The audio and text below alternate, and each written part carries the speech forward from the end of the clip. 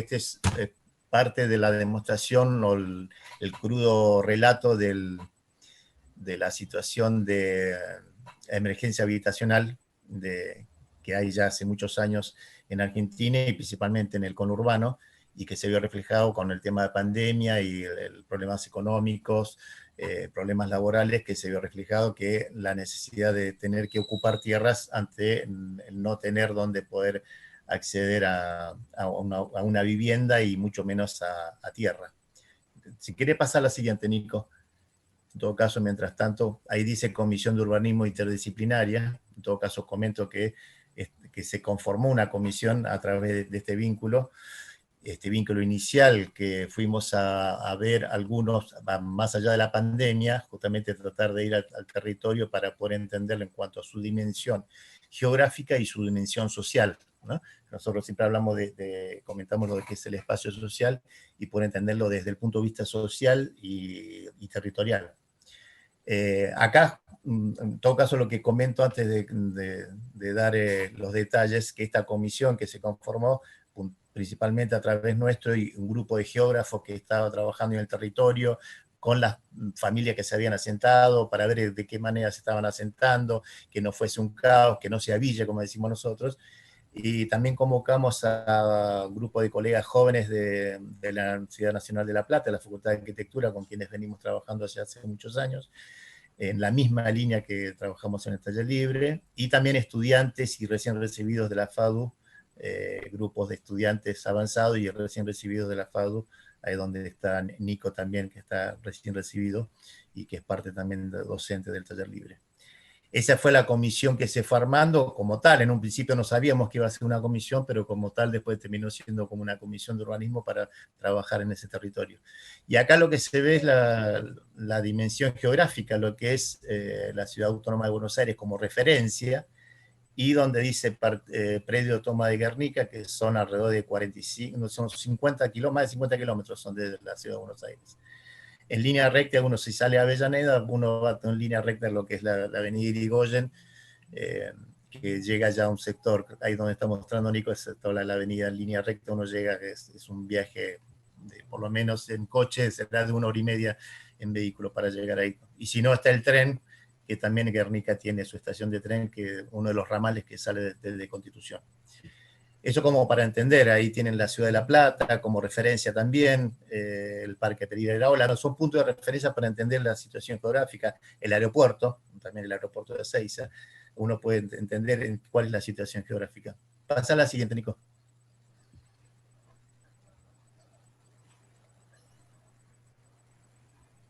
Bueno, acá ya es un acercamiento a lo que es la situación geográfica más propiamente dicho de Guernica. Ahí a la derecha lo que ven es esa raya amarilla de trazos, ese es el ferrocarril. La otra en blanco y negro es la avenida, que decíamos, que es la avenida Pavón o avenida Irigoyen, o la ruta 210, que es lo que decía que venía desde Avellaneda. Eso como para entender, ahí tiene estación Guernica, que es una de las últimas estaciones del tramo urbano del ferrocarril, que termina en una estación después, que es Alejandro Corro. Y eso que ven ahí, bueno, dice el predio de la Toma de Guernica, eso que está en negro, y como para entender las situaciones donde la ciudad ya, lo que es la trama urbana ya termina ahí, ya empieza toda la zona ya más de campo, y hay sectores justamente de barrios cerrados, ahí dice un proyecto de country club, todo lo que está pintado de ese color rojo o transparente, ahí a la izquierda ven otro country, que es una zona también. Pasa a la otra, por favor. Y también, bueno, lo que están en color fucsia también son los otros barrios de emergencia habitacional. Acá es como para poder entender justamente la realidad territorial. Eso es la gran cantidad de country y barrios cerrados en toda esa zona. Ahí tiene el presidente Perón, es el partido justamente donde está Guernica, Esteban Echeverría, Ezeiza, San Vicente, es toda una zona que han aflorado los últimos 20, 30 años gran cantidad de barrios cerrados. Estas líneas de trazos negras y amarillas que ven son los puntos de contacto de distintas rutas. La de abajo es la que dice trazo de la autopista Camino al Buen Aire. Los que están en zona norte entenderán ahí que es toda la gran circunvalación, que siempre se habla del primero el General Paz, que limita a la Ciudad de Buenos Aires, y después el Camino Cintura, y este es el Camino al Buen Aire, y después está la Ruta 6 también. son las grandes circunvalaciones que inclusive hacen el límite de los distintos conurbanos. Bueno, esa autopista que ya está bastante avanzada, inclusive en esa zona ya está, no sé si terminada, pero está en vía de terminar, lo que lleva justamente a la proliferación de estos barrios cerrados de country. En la zona norte y zona oeste ha pasado, por un lado con Panamericana, y por otro lado con el acceso oeste. Acá uno de los temas está el trazado del Camino Bonaire. Entonces ahí es donde está toda esta disputa de tierras entre los negocios inmobiliarios y la gente que no tiene tierra donde vivir. Pasa a la siguiente, Nico.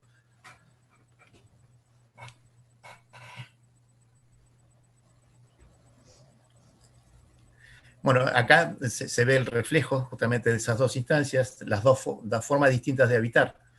La de arriba a la izquierda es una imagen aérea de esta ocupación, que es muy grande, en hectáreas o manzanas, se hablaba que era alrededor de 60 manzanas, 60 hectáreas, muy grande, una toma muy, muy grande. Y abajo parte de lo que son los barrios cerrados, donde están la disputa de la tierra para los negocios inmobiliarios. Y a la derecha hay imágenes justamente de distintas maneras de habitar. Arriba a la derecha es de qué manera estaban habitando en la ocupación, y abajo lo que son los barrios cerrados. Esto como para entender el COSTRAT y cuál es la disputa de tierra y a quién beneficia y cuáles son las realidades en cuanto a la necesidad de tierra para vivir. Pasar a la siguiente, Nico.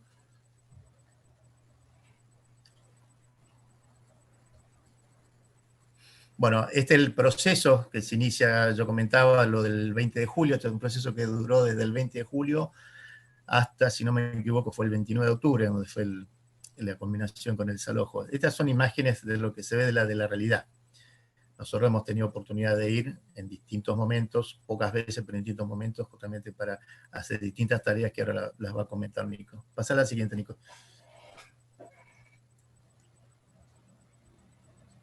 Y esta es una línea de tiempo. Nosotros trabajamos en el taller libre mucho con las líneas de tiempo como para entender la temporalidad, cómo son los procesos. Una línea de tiempo muy acotada en relación a lo que fue este proceso.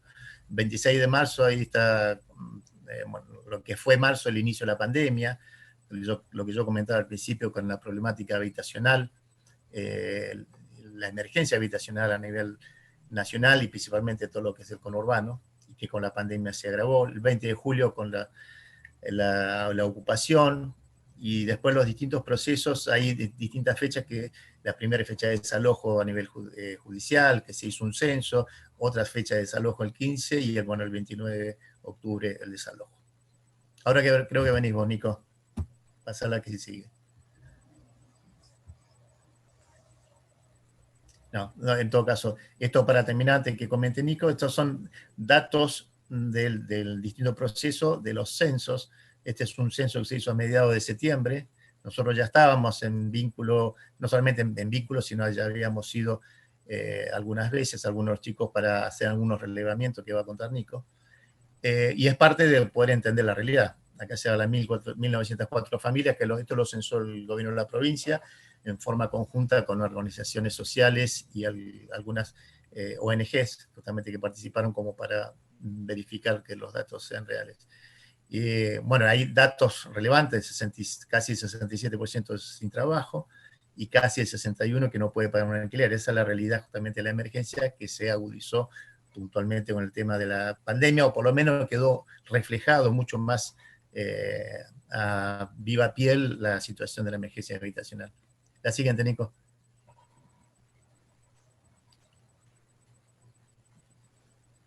Este es el segundo censo, esto ya fue unos días antes del desalojo, que digamos, había una disputa en cuanto a qué cantidad de familias, si realmente había familias habitando, y se hizo un segundo censo y se presionó para hacer un segundo censo.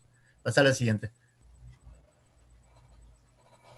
Bueno, acá está Nico y comenta parte de los procesos que se hicieron ahí en el lugar. Bien, bueno, primero saludo, ¿qué tal? ¿Cómo están todos? Y comienzo con esta imagen aérea de lo que es la toma, como contaba recién Mauri, era muy extensa. Y justamente como decía, a principios de septiembre se conforma esta comisión de urbanismo, con todas las características que contó Mauri, pero también pensemos en principios de septiembre todavía muchos condicionantes para salir al territorio, muchos condicionantes, si bien la realidad en la toma era totalmente distinta, y como decían los compañeros, ahí era más probable morir de un machetazo que de COVID, como decían literal, por algunos conflictos que había habido antes y demás. Bueno, era difícil, también mucha gente tenía que trasladarse a diferentes lugares, los compañeros de La Plata, los que estábamos en Capital Federal, logramos diferentes partes de Gran Buenos Aires. De hecho, la primera parte le fuimos haciendo los primeros relevamientos, las camadas más jóvenes de la Comisión de Urbanismo, para protegernos también entre nosotros y dividirnos el trabajo. Pero bien, igual no era un condicionante, lo primero que nos fuimos planteando rápidamente, porque también estos conflictos lo que tienen es que vas midiendo entre amenaza de desalojo y amenaza de desalojo, ¿no? Con los tiempos judiciales, con los tiempos que también van llevando las organizaciones, con la movilización en las calles y con todo lo que implica, de nuevo condicionado por contexto de pandemia, y porque esta toma era justamente la que marcaba el camino y marcaba la agenda en todo el país. Si esta triunfaba o seguía avanzando, el resto de las tomas del país también lo veían como un faro. Y con todo eso nos dispusimos rápidamente a, en el territorio, básicamente, ¿cómo se llama? Relevar lo real contrastado con lo que se venía proponiendo en los primeros planteos. Poco tiempo, unas semanas después del relevamiento que contaba Mauri a principios de septiembre, como ya están dispuestos y bien organizados en el territorio, bueno, relevarlo para tener la cartografía más precisa posible, y también de la disposición, un pequeño reglamento socioeconómico también, más socioeconómico, más bien de disposición de estas familias y físico en cada manzana. También investigando principalmente la ley de acceso justo al hábitat, una ley que se aprobó en fines de 2012 en la provincia de Buenos Aires, que es el marco de esto que decíamos que era un proyecto posible, ¿no? Un marco que nos permitía tener otra configuración de terrenos, por un lado, de manzanas, perdón, de lotes, para una configuración donde gente el espacio sea premiante y los lotes suelen ser más pequeños que los que en general se permite aprobar, para que justamente después se pueda regularizar. Bueno, esta ley era un marco para poder regularizar lo futuro, pero también, como veíamos en esta diapositiva, que se ve que toda la parte de la izquierda, la roja más oscura que está sobre el predio punteado aquí del country, también esta ley permitía o exigía a estos emprendimientos inmobiliarios que un 10% sea utilizado para fines sociales, con lo cual ahí en principio toda esta franja roja, hasta esta pequeña zanja que habían hecho, este zanjeo que habían hecho hacia el interior del terreno del country, se había avanzado hasta ese límite geográfico. Era más o menos un 16% del lote del country, con lo cual rápidamente, sin comprometer terrenos, o sea, sin dejar a nadie afuera, una de las miras de relevar el territorio era poder hacer configuraciones que nos permitan adecuarla a las normativas y leyes vigentes, para que no sea justamente no dar pie a que se agarren de esas irregularidades para fundamentar el desalojo, ¿no? Por ese lado, justamente no podían impedir el desarrollo de la toma, de la ocupación de tierras. Y también investigando cómo era la provisión de servicios, como veíamos la parte que está por fuera del desarrollo de inmobiliario. Los vecinos, justamente voy a pasar unas fotos siguientes para mostrar cómo se viene organizado. Por ejemplo, esta foto que vemos aquí, hasta había un zanjeo en las calles, los zanjeos, los lotes estaban bien configurados, porque ya está planteado desde el principio una urbanización posible, ¿no? Entonces, estos primeros relevamientos fueron justamente también desarrollar el vínculo con la gente que estaba en el territorio, contándoles que justamente veníamos no a imponer un proyecto, sino todo lo contrario, llevarlo a un plano y relevar lo existente, lo que ellos venían desarrollando, para darle forma al proyecto, y para que tanto el colectivo de abogados que trabajaba junto con las organizaciones y llevaba adelante toda la parte jurídica, y tanto los compañeros de las organizaciones y esta comisión de urbanismo, que integraban también compañeros de organizaciones como los geógrafos, pudieran tener más herramientas y actualizadas para avanzar en las discusiones y en el conflicto. Y también, como decía, los que no están en territorio, investigando los marcos normativos, las posibilidades de dotar de infraestructura, de servicios, y todo lo que hacía a toda la información disponible y marco para avanzar en el proyecto. Estas son imágenes también de, como contaba Mauricio anteriormente, cuando se hizo ya el censo en octubre, llegando a lo que finalmente fue el desalojo final, las organizaciones sociales y quienes estábamos colaborando, profesionales y estudiantes, graduados, nos incorporamos como veedores para justamente siempre defender y propiciar que todo lo que en este caso que se cense sea lo real, que no haya nadie que sea engañado ni que sea sorteado en este proceso, y garantizar que sea como debe ser. Y una particularidad más era justamente el estar constantemente en tensión, tanto para entrar y salir del territorio, cuando estaban los delegados, y también cómo estaban apostadas las familias. Recordemos que era pleno invierno, no solo de pandemia, sino pleno invierno. La zona de Guernica, por la disposición geográfica, es muy ventosa, así que las condiciones eran muy desfavorables. Entonces también una parte era relevar cómo estaban apostadas las familias, cómo habían ido encontrando mecanismos de ocupación del territorio, de modo que puedan garantizar la disposición territorial sin que se empiece a desbandar los lotes y demás, y mientras tanto garantizando las ollas para comer, los espacios para las niñas y demás actividades que se iban haciendo, de médicos y todo lo que se hacía en el territorio. Así que todo eso también se actualizaba en el relevamiento que íbamos haciendo y que se iba actualizando. Con toda esa información, este es el plano que generó la provincia con el primer relevamiento, de cómo estaban apostadas las familias, y fuimos avanzando.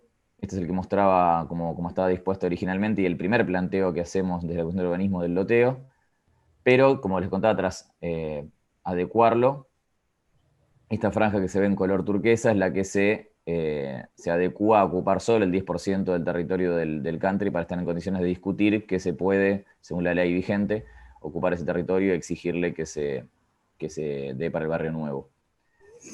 Y acá están los primeros esbozos, unos apuntes de la comisión arriba a la izquierda se ve cómo eran los loteos tradicionales y cómo estaban dispuestos, y análisis de otros loteos posibles con un pasaje en el medio para aprovechar el espacio, para que tengan acceso vial y acceso peatonal, para que entre la mayor cantidad de lotes, sin dejar a nadie afuera, y siempre bajo lo que disponía la ley de acceso justo al hábitat. Y también una cuestión más que era cómo se construyen, cómo se materializaban justo entonces los lotes con servicios también como una dimensión productiva para integrar a las familias a que ellas también resuelvan con financiamiento del Estado y con los financiamientos disponibles, desde la comunidad también resolver los loteos y la vivienda también. A la vivienda no llegamos a resoluciones tan avanzadas porque lo primero era la tierra, ¿no? El resolver la tierra, resolver el loteo, no se llegó a avanzar demasiado en términos de cómo resolver la vivienda, pero igual ya la venían resolviendo. Bueno, eso es un poco lo que fuimos avanzando con la comisión, tanto en el territorio como desde las reuniones virtuales, por supuesto, que hacíamos de diferentes partes del AMBA para avanzar en esto. Acá me voy a continuar con los materiales gráficos que sintetizaban todas estas cuestiones. Bueno, yo sigo acá ya para el tramo final de la presentación. Acá lo que estamos viendo es una representación gráfica de todo lo que se fue trabajando durante esos 2 meses que estuvimos allí con la propuesta.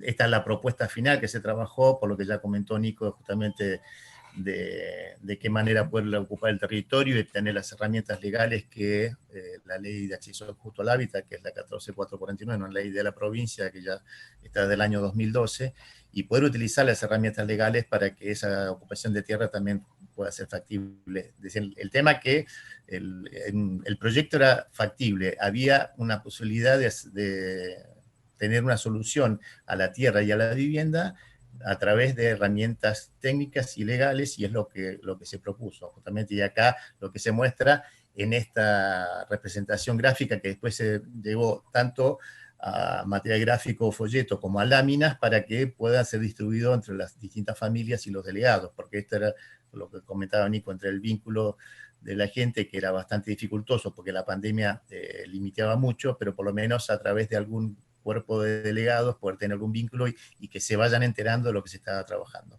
Pasa a la siguiente, Nico.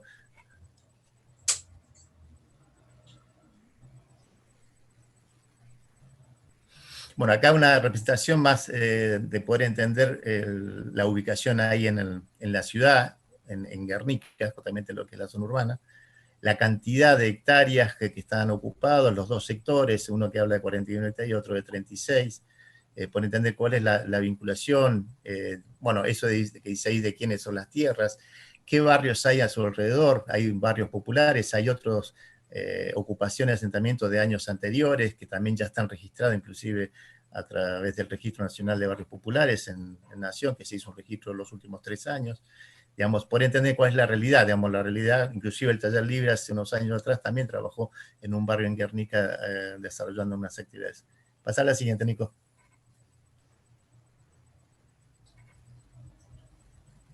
Bueno, acá en más detalle poder entender qué es lo que incluye, ¿no? El equipamiento comunitario, espacios verdes, las calles que conectan con la ciudad, con lo que es ahí el emmanzanamiento, lo que es la trama urbana, la continuación de las manzanas, el espacio público en el borde de los canales, hay canales naturales que la idea era poder mantenerlo, eso también se charló con los delegados, que haya espacios, los espacios comunitarios, la extensión de las redes de servicios, que eso también se averiguó, digamos, en todo este equipo de esta comisión de urbanismo se investigó en muy poco tiempo, pero la verdad que se pudo investigar de qué manera se podía armar ahí una extensión y un barrio, inclusive con los servicios, la infraestructura necesaria, que era calles, el tema de cloaca, el tema de agua que había en la zona urbanizada, ahí a pocas cuadras estaban las redes, entonces justamente se pensó en eso. Inclusive otra de las cosas que veíamos, de qué manera se podían articular distintos programas, tanto de provincia como de nación, para poder articular las distintos tipos de obras que eran necesarias. Digamos, se trabajó en todo eso, que no era solamente un proyecto de amanzanamiento de loteos, sino todo un proyecto urbano y social, porque también se habla de los espacios comunitarios, de qué manera esas familias tenían que tener los espacios comunitarios y de equipamiento. La siguiente, Nico. Y después acá, todo esto tuvieron la posibilidad, las distintas familias que estaban ahí, de poder acceder a esto, justamente aspectos principales, que era la integración urbana, lo que hablaba recién, integración social y la integración productiva. Inclusive lo que se pensaba era que poder armar cuadrillas y cooperativas de trabajo, algunas que ya estuviesen conformadas como tal, para poder trabajar en las mismas obras que eran necesarias para la urbanización. Todo lo que ya comentaba, el tema de infraestructura, redes viales, red de agua, todo, de cloaca, red eléctrica, todo lo que era necesario que la misma gente pudiese trabajar ahí. Eso, digamos, todo eso es un proyecto integral. Cuando nosotros hablamos de un proyecto social, es un proyecto integral, que no es solamente urbanizar, sino integrar social, urbanamente y productivamente. La siguiente, Nico.